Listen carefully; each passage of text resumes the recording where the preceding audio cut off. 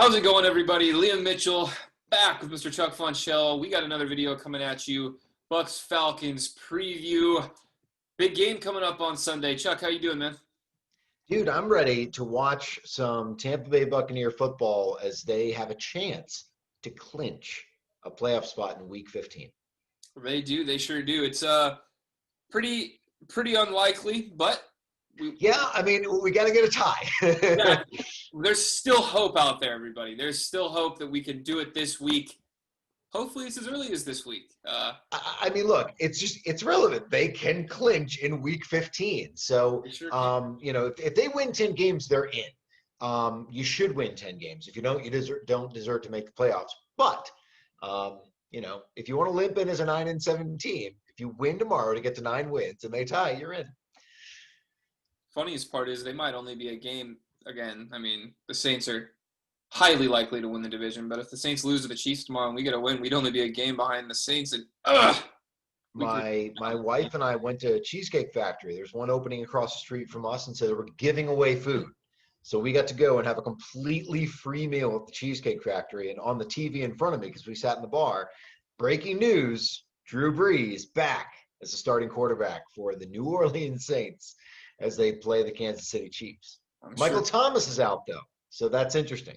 I'm sure Saints fans are happy that Mr. Brees is back in there for him.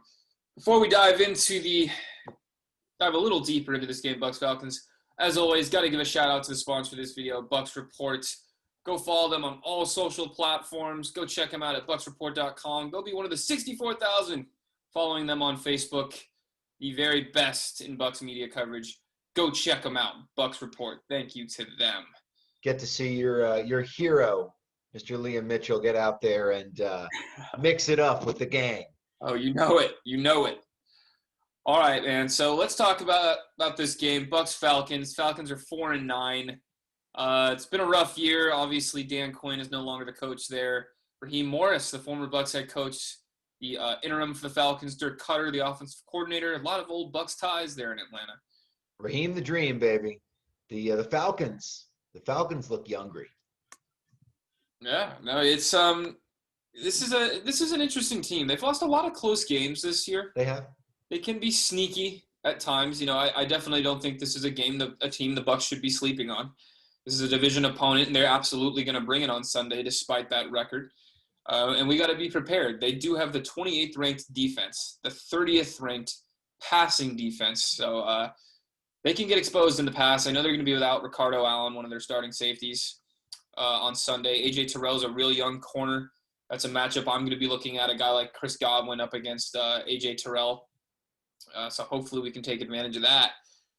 But overall, yeah, I hope this pass game can really get going against this Atlanta team that's missing a starter, pretty young, and I hope we can take advantage of the pass game. What do you think? There's a lot that you like in this matchup as a Bucks fan. There's one name that you didn't mention. Julio Jones also will not be putting on his cleats on Sunday morning or Sunday afternoon. And that, for Bucks fans, that's got to be a bit of a bugaboo. Now, Calvin Ridley can play football. He's playing on a bad foot, but he can play at the wide receiver position. Their offense basically runs through Calvin Ridley. He's on track for a fantastic season right now.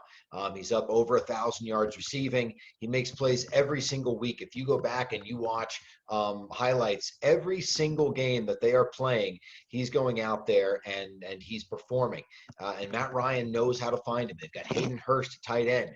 Todd Gurley is not what he used to be, but he can absolutely he could pound you. He's averaging about 3.5 yards a carry, and he's got, I think, 6 or 7 scores. But Calvin Ridley, we're talking about 100 targets already through 13 games. So he's a guy that gets thrown the football a lot, and this Bucks defense will give up completions. You know that Dirk Cutter is looking to get a dig in here, and it would probably make Dirk Cutter's year to be able to help knock his former employers back a little bit and make them wait to celebrate an extra week. He's dreaming about throwing against Devin White in pass coverage. So you really This is a football game that the Buccaneers could lose. And as a Bucs fan, you would not be surprised if they did. You'd be heartbroken. You'd be angry. You'd be like, this shouldn't be happening. But, if you wake up Monday morning hungover because you're so mad, you'd be ready for it. Yeah. It's been, again, it's just been an interesting season for Atlanta. I think they lost to Detroit on the very last play of the game earlier in the year. They had a crazy loss to Chicago. They're really not quite as bad as their record indicates. But, Not at all. Playing with an interim head coach is tough. And it's been just an up and down year for Matt Ryan. I think he's below average as far as QBR is concerned. He's thrown, I think, 11 interceptions this season, which is actually tied with our quarterback, Tom Brady. But like you said, Calvin Ridley can catch the football. So even without Julio, it does help, obviously, not having Julio Jones on the field. Of course, Julio is one of the best receivers in the NFL to this day. But Calvin Ridley, Carlton Davis, and these guys are going to have a big matchup. I think we should see Jamel Dean back this week. I sure hope so. I think he's been limited in practice this week with that groin injury. Hoping we get him back. It does sound like, as far as the specialists are concerned that we talked about in our last video, I think Ryan Suckup, Zach Schreiner, and Bradley Pinion will all be a go on Sunday. We are, however, going to be without Donovan Smith, who I guess had a family member come down with COVID, and therefore he's taken himself out. And he's going to self-quarantine for that reason. So I know Donovan Smith's pretty inconsistent, and he's had some downs, but he's still a solid lineman, and he's probably a better option than who we're going to plug in there. And more than likely, I would assume that it's going to be Josh Wells who steps into that spot. So hopefully Josh Wells can step up and protect Tom Brady's backside. You saw Josh Wells step in for Donovan Smith for a few plays, I think, against the Rams. And, God bless him. I mean, he's earned his spot on an NFL roster. But Donovan Smith is a big, strong, athletic man. He loses focus sometimes, as far as I can explain why he's so inconsistent, because it's not that he is bettered physically at any time. He's a dancing bear, and Josh Wells is not that. So, you expect to see maybe some help from the tight ends. You might expect to see some running backs chipping. Is this the week? Maybe we dial up some shorter passes. That Bruce Arians likes to throw it downfield, but he's always had Donovan Smith in his back pocket there. With that said, I believe Josh Wells stepped in for Donovan Smith last year against Detroit. We had a pretty good offensive performance that game. It was one of Jameis Winston's, I think, a second in a row for him of like 400 yards and 4 touchdowns. So you like to think that if you look at both injury situations, the Bucs are in a more fortuitous position. I really want to be excited about this football game. I've got a feeling that this could be a fun Sunday afternoon for Bucs fans. Now, if you look against the Vikings, Kirk Cousins started hot and continued to move them all game long.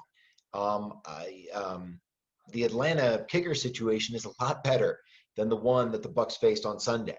So if the Bucs are going to let the Falcons go up and down the field, I'll tell you what, Todd Gurley's no Dalvin Cook. So you'd like to think that that'll be a little bit less of an issue. We'll see what happens. Yeah, I think this can be a fun one. I think this can be a really fun game. And seriously, I mean, I think we can light up the air if we play our cards right and really take advantage of the passing game. Hopefully we get that protection. Ali Marpet's got a big matchup this week with Grady Jarrett. Grady Jarrett's one of the better interior defensive linemen in the NFL. So, but you know what? I got high hopes for Ali Marpet and that he's going to do well in that matchup. And hopefully we can do a good job on the defensive side of the ball.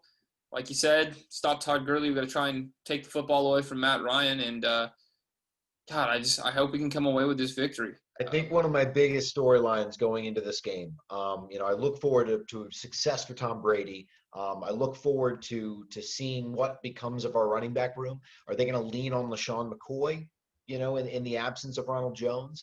Are they going to wind up giving Leonard Fournette a second chance? Or do we finally get our first real sustained look at our rookie running back Keyshawn Vaughn, Sneak Vaughn, as he has been called.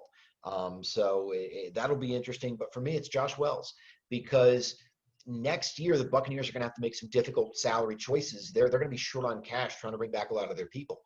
If Donovan Smith is replaceable, then that's $14 million that is freed up for other people. So this is an interesting game to see. You know, is Josh Wells a guy that you might be able to play cheaply next year at left tackle? This is a great audition for him against a team that has been better passer or rushing the passer lately, but it's not an overwhelming pass rush. Yes, Grady Jarrett's very good, but most of the Bucs offensive line is in pretty good shape right now. You know who Ali Marpet is. Ryan Jensen has cleaned up his snaps and has cleaned up his penalties. Has been one of the best centers in football. And Tristan Wirfs, find me 3 right tackles this season better than him. So the other 80% of the offensive line looks to be in pretty good shape next year. If you bring back Ryan Jensen, I don't have a problem with his salary. The salary that I'm concerned with is Donovan Smith at 14.5. I'm really intrigued to see what Josh Wells can do on Sunday. What's your score, bud? You know, I'm going to go Bucs 31, Falcons 17. What do you got? I will give the Falcons a little bit more credit offensively. I'm going to say Bucs. You ready for this? Oh, I'm ready. I'm ready. I'm ready. Let me hear it. 51-27. I'm 51. calling for a 50 burger. Just dropped a 50 burger in the prediction. That is bold, my friend. I like that. Did you hear the other side of it? I think Atlanta's going to score like 5 times against this Bucs team. Okay. Matt Ryan can throw. He absolutely can. He absolutely can. And 5 times. I don't know if they're field goals or touchdowns. I think the defense is going to give up 5 scoring drives. So if they're leaky, that could be 35 points. Are we sure that the Bucs are going to score over 35? I think the Bucs are going to have a huge game on offense, even without Donovan Smith. And I think that it will be enough. But I really want to see defensive growth. Yeah, you know, for a team like Atlanta, you know, I don't, as bold as it is to drop a 50 burger in a score prediction, I don't think it's that outlandish. You know, Atlanta has the 30th ranked passing defense. They're 28th overall defensively. And this Bucs team has so much talent. So I love your prediction. I love the boldness to it. And I hope that's right, man. I hope we can drop 50. We've had a couple over 40 this year. We had 46 in Carolina. And then could have easily scored 50 in that game. Absolutely. If we didn't and in the first game against Carolina, remember, I think we dropped 3 touchdowns. Oh, yeah. LaShawn McCoy dropped one. Scotty dropped one. But, yeah, the 45 in Vegas and then the 46 in Carolina, both on the road, by the way. Could be another bomb on the road, this time in Atlanta. So we'll see. I could look foolish. Nah. That's just bold right there. That's just what I love to see. 20-17, even 31-17 gets kind of boring, but I went with it. Well, you know, if it's under 2 minutes and we're up 2 scores, I'm not going to complain. All right, guys. Thank you guys so much for tuning into this one. Bucs Falcons Sunday. Let's go get this win. Let's get to 9-5. Get that much closer to the playoffs. Let us know down below in the comments what you guys think the score is going to be and what you guys think about this game. And we will be back with another video next week after the game. So thanks, guys, for watching. Go Bucs. Liam Mitchell, you have a great week, bud. Go Bucs.